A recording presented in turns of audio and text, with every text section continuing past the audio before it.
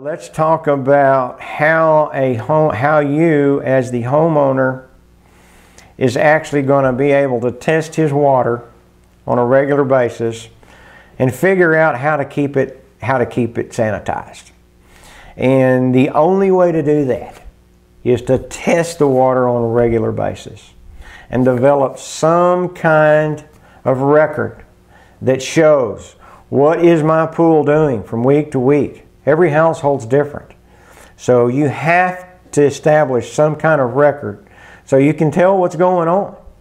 The tablets that I've talked about replace the chlorine that is used on a daily basis. As I mentioned earlier, one of the main factors is bather load, and the other one being weather. Those two factors contribute to how much chlorine does my pool really need. Okay, so it's your job as the homeowner to figure out really how much is my pool actually using? How much chlorine does it use? Well, you'll never know unless you test at a regular interval and write it down and go back and look at it. Okay, so most of the automatic feeding devices for chlorine tablets are located at the equipment, and they're plumbed in a variety of ways. But most of them, all of them, as a matter of fact, will have a water control valve on them that will dissolve the tablets either slower or faster. Okay? Most of them, the dial goes to 5. 5 being max, 1 being minimum. If you set the dial at 5, it's going to erode the tablets a lot faster than if you set the dial at 1. It's very simple. So your job is to match how many tablets it takes on a weekly basis to keep up with the chlorine level. So let's take, for example, you have tested your pool every week for 3 weeks. And every week you come up with a test result that is low. Okay? Well, that tells you that you're not keeping enough chlorine in the pool. So what you would do at that point is add 1 or 2 extra tablets, and then turn the dial up 1 or 2 notches and retest again in a week and see where your chlorine level is. If you're consistently coming up low, you repeat the process until you get the number of tablets and the dial setting matched so that when you test your pool every week, you're no longer low on chlorine. The exception being you're having a party, you've had the neighbor's kids over instead of just your kids, or maybe you've had a thunderstorm roll through. Okay? All of that is going to change your chlorine. So it must be looked at almost daily. If you've got daily activity in the pool, then you need to be looking at it very, very closely and keeping up as needed. Now, there are a couple of other factors that are going to determine just how much you dispense out of your chlorinator. A dirty filter doesn't put out much water.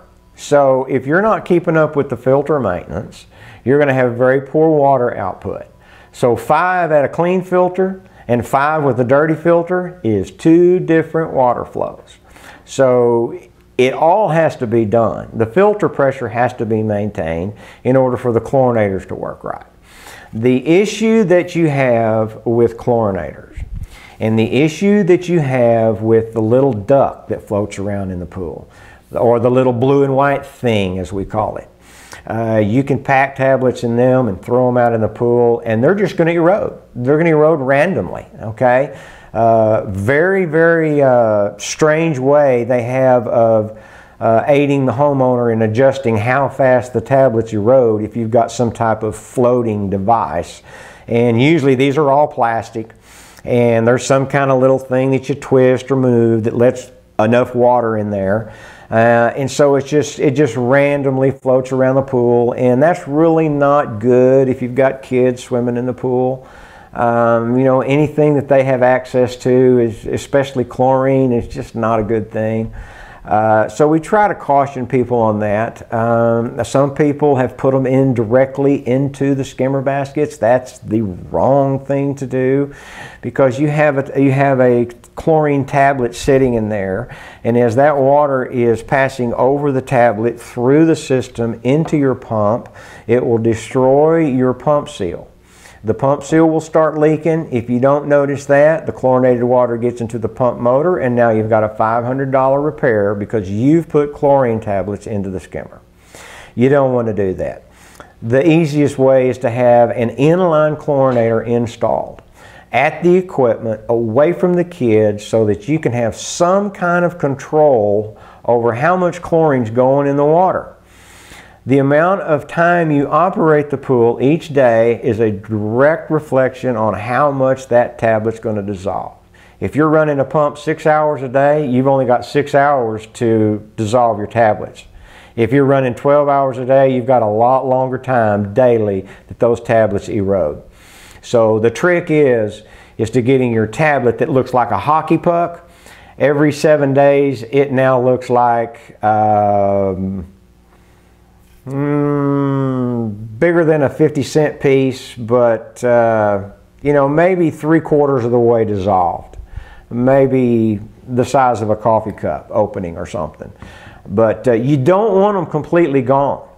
If you wait that long, then you've got no chlorine, okay, going in there. So you have to have that adjusted so you always have some chlorine going in there. And of course, the only way to know this is to go out there and check it every week. The other factor is where the dial is set. If it's on 5, it's going to erode pretty quickly. If it's on 1, it's not going to erode so fast. The other one I've talked about is the condition of your filter. So everything being run right, I can tell you normally from operating pools that a normal situation would be a chlorine setting of about 2.5 to 3 on the chlorinator knob, the filter in good condition, and circulating the water 12 hours a day. At the end of 7 days, your hockey pucks will look about like that. You'll still have some effect of chlorine going in, but you have to remember that you start out every 7 days with great big tablets. They're 8-ounce tablets if you're buying the right ones.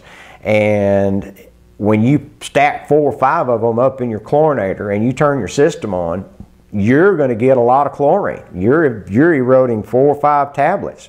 As the days go by and the tablets get smaller, your daily output goes down and down and down.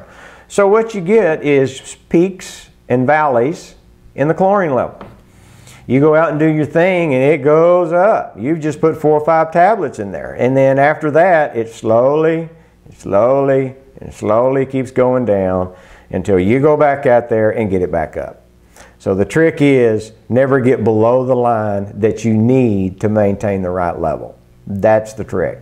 If you're constantly below the line, you need to add more chlorine tablets. You need to increase your run time. You need to make sure your filter is in good working order. So that will cover your tablets.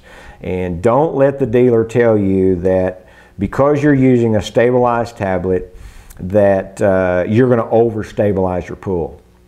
It's just not going to happen.